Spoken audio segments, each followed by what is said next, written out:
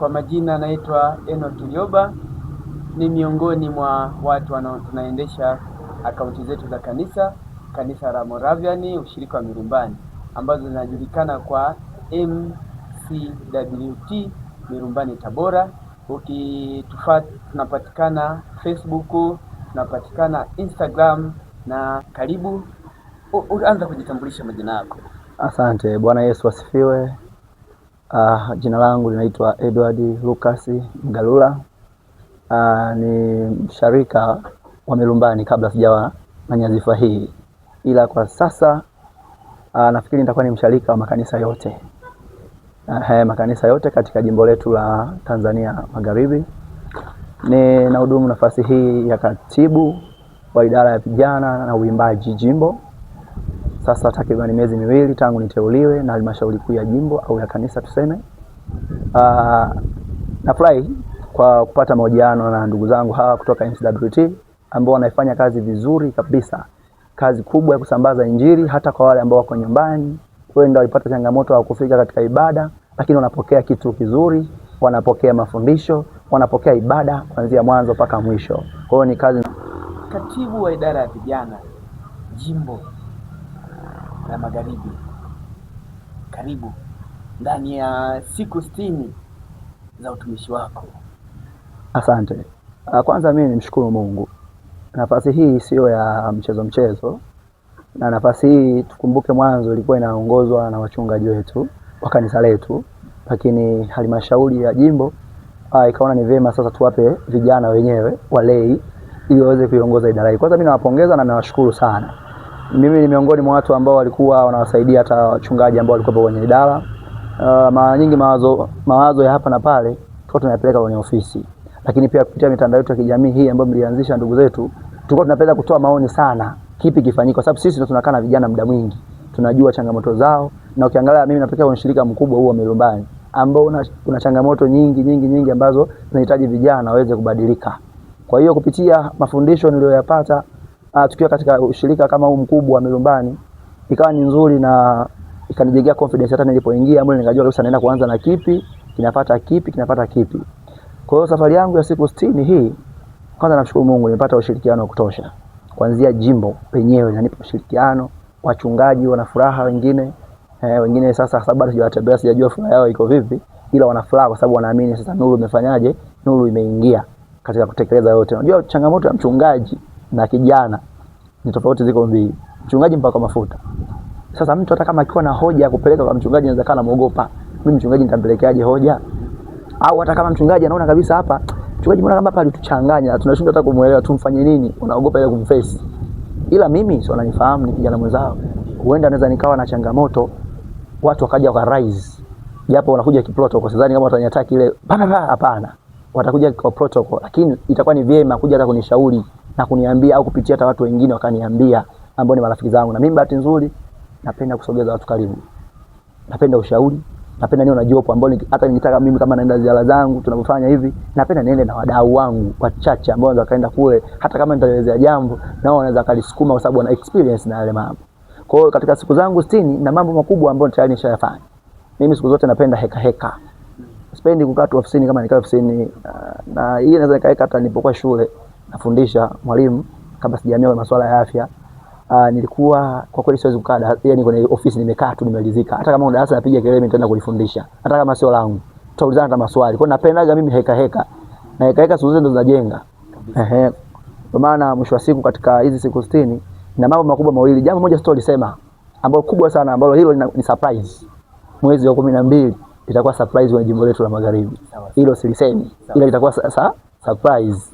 Ila mengine ni haya matamasha ambayo tumeshaanza tamasha moja kubwa sana, tamasha la Tenzi ambalo lilifanyika Mirumbani, shirika la Mirumbani.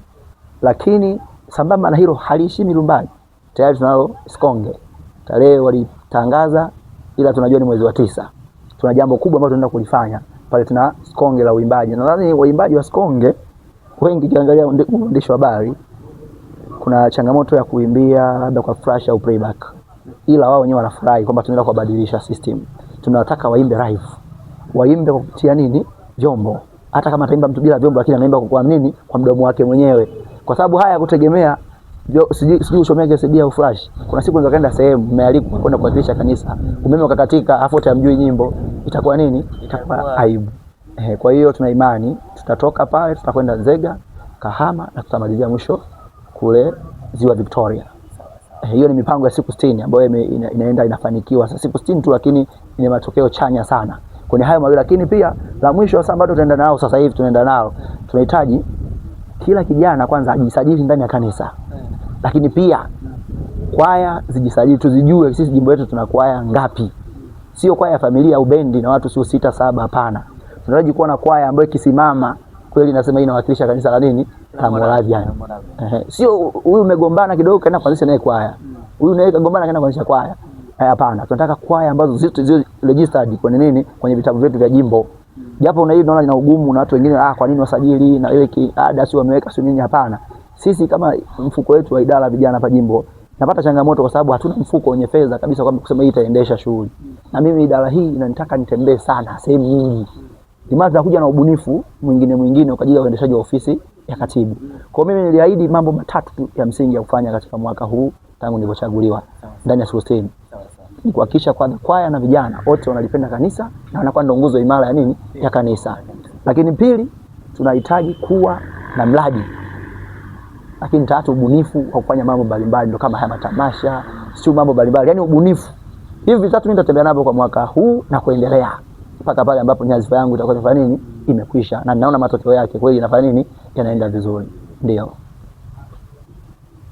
Sawa, katibu wa idara ya vijana. Vipi vikundi vya kwaya? Wewe unataka viweje? Hapa vilivyo vitoke viende wapi sasa? Yaani wewe unataka kama kwaya iweje yani? Cha kwanza tuseme tu jimbo letu sisi hili la Magharibi. Tupo chini kwenye swala la uimbaji. Yaani kwaya zinaimba sana. Ila hatujajua sisi tunamtumikia kweli ni Kristo au tunajiimbia sisi wenyewe. Ni maana wengine wako tayari kuzila, hawataki kufanya huduma, mtu anazila tu anaacha, afanyi. Lakini tofauti na majimbo ya Moravian wenzetu. Sasa ninachokitaka mimi, mwanakwaya kwanza aimbe kutoka ndani ya nini? Ya moyo. Akiamini kwamba anaenda kumtumikia nani? Mungu. Awe na nidhamu kuanzia kwa viongozi wa kanisa mpaka kwenye kwaya yake. Amheshimu mkubwa na mkubwa amheshimu mdogo. Hapo kwaya lazima ije kuwa kwaya kubwa. Tuna mifano michache ya kwaya kubwa ambazo kweli zikitua hapa tunasemaga yes. Unaona kwa mfano watu wa Nzega, Nyakato wanakuja unaona kabisa kwamba hawa mbona wao wako wengi, mbona wanaimba wenyewe huko wagombanaji. Unaona ni kwaya ambayo unakuta kumbe hata wao wanapitia misukosuko, lakini umejaribu kwamba twende tukafanye kazi ya Mungu kwa sababu Mungu ndo anatulipa ujira. Ila kwa kwaya zingine ambazo mimi nazifahamu sasa kwa experience, kwa sababu mimi ni mwimbaji, najua kwaya nyingi mtu akigombana kidogo tu amezila, anazila kwaya inateteleka. Sasa mimi kwenye uongozi wangu kwanza nataka kwaya zile zenye amshamsha. Ndio maana tunaweka mambo tofauti. Na niwapongeza hata watu wa wilaya ya Tabora, wana kongamano ambao wanaenda kulianzisha mwezi wa 7 tarehe 30 la siku 4 semina mwezi na kupigwa kwaya na vijana. Tuna imani kabisa yani vijana watakaa kwenye mstari na hata kwaya itakuwa na nidhamu. Unajua kabisa kila mwisho wa mwezi tunakutana. Kwaya nafikiri kuna kwaya itakosa nidhamu. Kuna kwaya itashinda kuimba vizuri hapo. Lazima kwaya zitanyoka, watakwenda kusanyana. Jamani, tuna mwezi wa mwisho wa mwezi tuna bonge la kongamano, tuna bonge la tamasha, kuna semina hivi. Kwaya tunaomba tuwepo lazima. Na ilifika hatua idara hizi za vijana huko maushirikani walikuwa hawapewi nidhamu. Yaani waoneshewe ile heshima, hasa wale viongozi wa juu. Wanaweza kaongea jambo, watu wanachukulia tu normal, kawaida. Ila sasa hivi tunaongezea nguvu. Ila maisha kama unamdharau kiongozi wa wilaya, sasa unamdharau nani? Baba askofu. Unamdharau mchungaji wako wa ushirika. Unamdharau viongozi wa wilaya mpaka wa jimboni.